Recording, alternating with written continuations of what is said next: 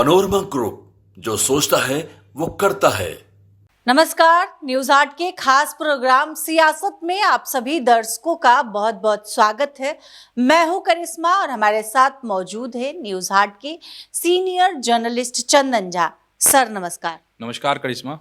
Sir, JDU के विधायक है गोपाल मंडल, उनका जो अंदाज है हमेशा देखने को मिलता है।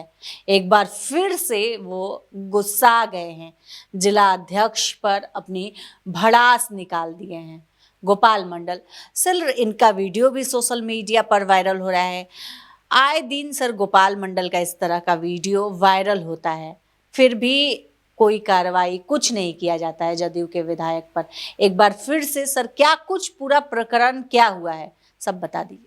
गोपाल मंडल चर्चित हैं, सुर्खियों में रहते हैं, लेकिन विवादास्पद है उनका मतलब कभी बयान को लेकर हरकत, कभी किसी अजीब अजीब तरह की हरकतें, वो चाहे ट्रेन वाला हो, कम कपड़ों में जो वो आया था उनका वीडियो, और इस बयान तो उनका एक बार पत्रकार को भी ललकार दिए थे कि नहीं पटना में ही। खैर, इस बार जो है वह भिड़े हैं भाजपा के नेता से, और ये 26 जनवरी का वीडियो है, उस दिन की यह तस्वीर है।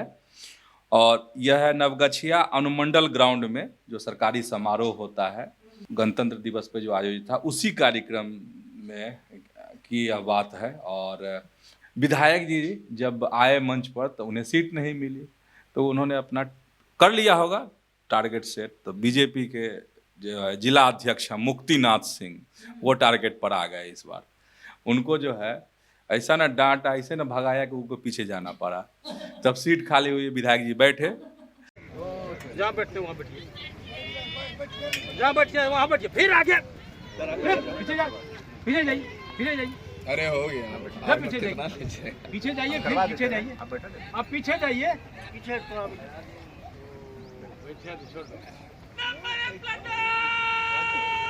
तो ये है। तो इस बार ये घटना घटी है नवगछिया में, ये घटना।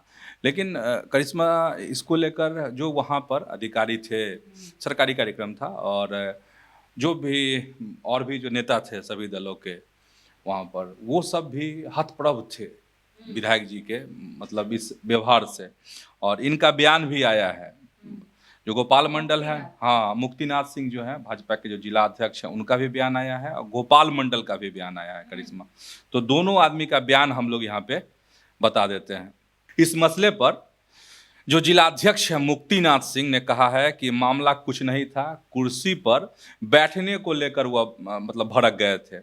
और मुक्तिनाथ सिंह ने यह भी कहा है कि गोपाल मंडल का यह स्वभाव है और इसे कोई बदल नहीं सकता है। लोग विधायक का तौर तरीका पहले से जानते हैं।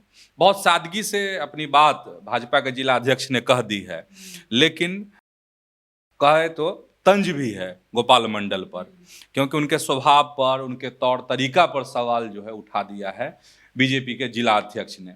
और इस पर बयान आया है खुद विधायक जी का भी। तो विधायक जी क्या कह रहे हैं गोपाल मंडल, वह भी जान लीजिए। गोपाल मंडल कह रहे हैं कि उन्होंने किसी के साथ जो है अभद्र व्यवहार नहीं किया है, वह सबका सम्मान करते हैं, और लेकिन जब कोई उनका अपमान करता है तो वो छोड़ने वाले में से नहीं है, किसी को छोड़ेंगे नहीं। तो गोपाल मंडल का एक नया जो है विवाद फिर से सामने।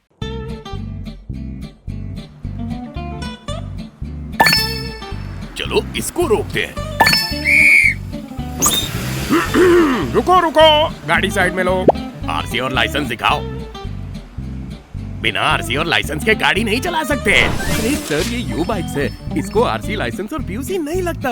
अरे वाह।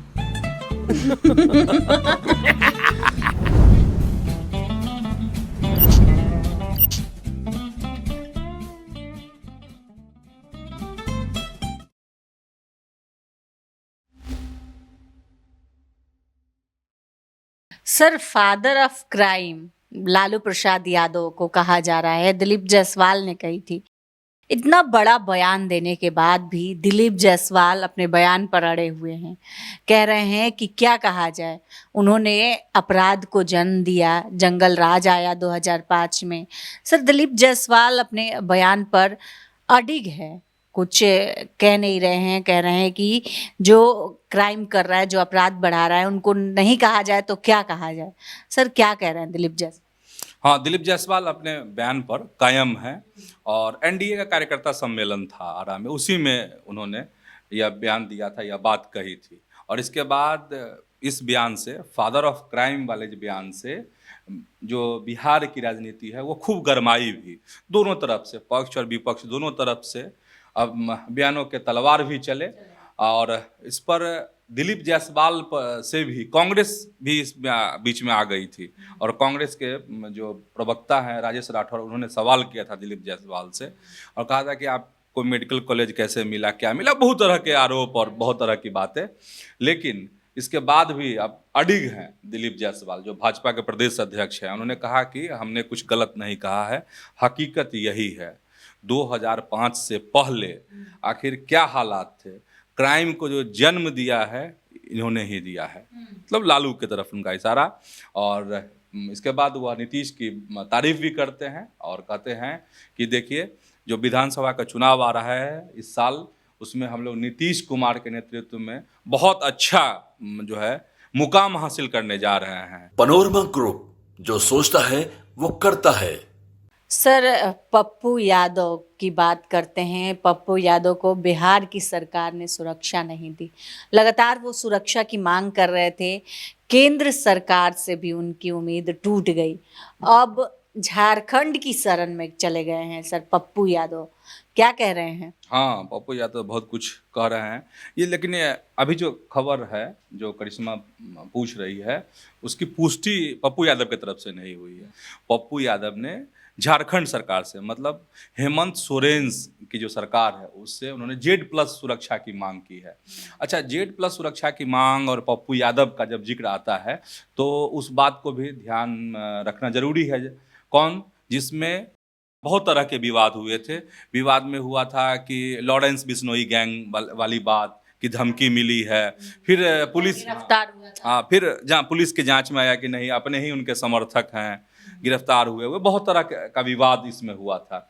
अब सबसे बड़ा सवाल इसमें करिश्मा कि उन्होंने बिहार सरकार से इस दफ़े मांग नहीं की है, ना केंद्र सरकार से इस बार मांग की है सुरक्षा को लेकर। वो सीधे हेमंत सोरेन के पास वो चले गए हैं और सुरक्षा की मांग कर रहे हैं कि उनको Z+ की सुरक्षा मिले। और इसी महीने वह गए थे झारखंड के दौरे पर, उसमें हेमंत सोरेन से उनकी मुलाकात हुई थी और उसी दौरान उन्होंने जो एक बयान दिया था पप्पू यादव ने और कहा था कि झारखंड मुक्ति मोर्चा का जो है विस्तार होगा देश में और JMM को जो बिहार में भी चुनाव लड़ना चाहिए, विधानसभा का चुनाव। और यह भी उन्होंने कहा था कि हेमंत सोरेन का कद जो है अब बहुत बढ़ गया है, बड़ा हो रहा है। तो इस तरह की बात, मतलब जब चुनाव था झारखंड में विधानसभा का, तो उस समय यह चुनाव प्रचार में भी गए थे, रोड शो वगैरह किए थे पप्पू यादव।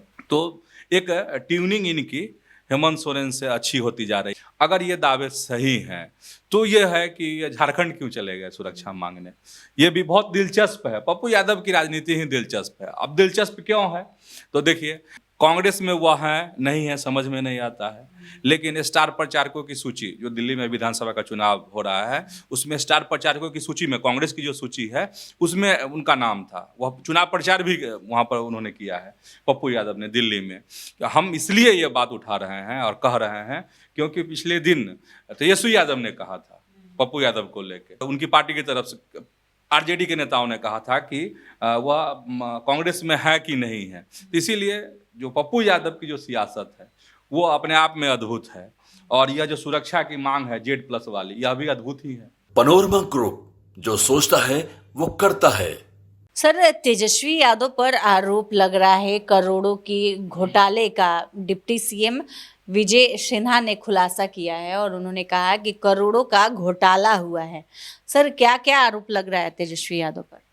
तेजस्वी यादव पर बड़ा आरोप लगाया है, डिप्टी CM है और अभी फिलहाल पथ निर्माण मंत्री हैं विजय सिन्हा, और उन्होंने बड़े आरोप जो है लगा दिए हैं तेजस्वी यादव पर। और उनका कहना है कि जब उप मुख्यमंत्री थे तेजस्वी यादव तो उनके कार्यकाल में बड़ा घोटाला हुआ है, 26 करोड़ का घोटाला हुआ है। और उनका कहना है कि गया के वजीरगंज कार्य प्रमंडल में 3 सड़कों के निर्माण में यह घोटाला हुआ है। विजय सिन्हा का यह दावा है कि जो स्टोन चिप्स मतलब गिट्टी जो खरीदा गया वह लोकल मार्केट से स्थानीय स्तर पर खरीदा गया है, जबकि यह दिखाया गया कि यह पाकुड़ से खरीदा गया, झारखंड से खरीदा गया। और उन्होंने कहा कि एक संवेदक हैं, एक ठेकेदार हैं, उनको 26 करोड़ रुपए का भुगतान हुआ है। तब ये आरोप है करिश्मा। अभी तेजस्वी यादव की तरफ से इस पर कोई प्रतिक्रिया नहीं आई है, राजद के द्वारा प्रतिक्रिया नहीं आई है फिलहाल, जब तक हम लोग चर्चा कर रहे हैं इस पर। और अब ये तो आरोप है, अब इस मतलब जांच भी होना चाहिए अगर ऐसा हुआ है तो, नहीं, क्योंकि तेजस्वी यादव तो कहते हैं कि हम बेदाग हैं, खुद को कहते हैं कि उन्होंने जो 17 महीने की सरकार चलाई उसमें बहुत बेहतर उन्होंने काम किए हैं, युवाओं के लिए काम किए हैं। कल परसों में मीशा भारती का भी बयान आया था कि तेजस्वी यादव का जो 17 महीने की जो सरकार थी उस आधार पे हम लोग जाने वाले हैं चुनाव में, हम लोग अच्छी सफलता हासिल करेंगे विधानसभा के चुनाव में। तो ये है, अब देखने वाली बात है करिश्मा इसमें, ये आरोप, अब इसकी जांच हो और राजद की क्या प्रतिक्रिया आती है इस पर, उसका फिलहाल अभी इंतजार रहेगा। जैसे ही कोई प्रतिक्रिया आएगी तो हम लोग किसी और कार्यक्रम में अपने दर्शकों को उन प्रतिक्रियाओं से रूबरू कराएंगे।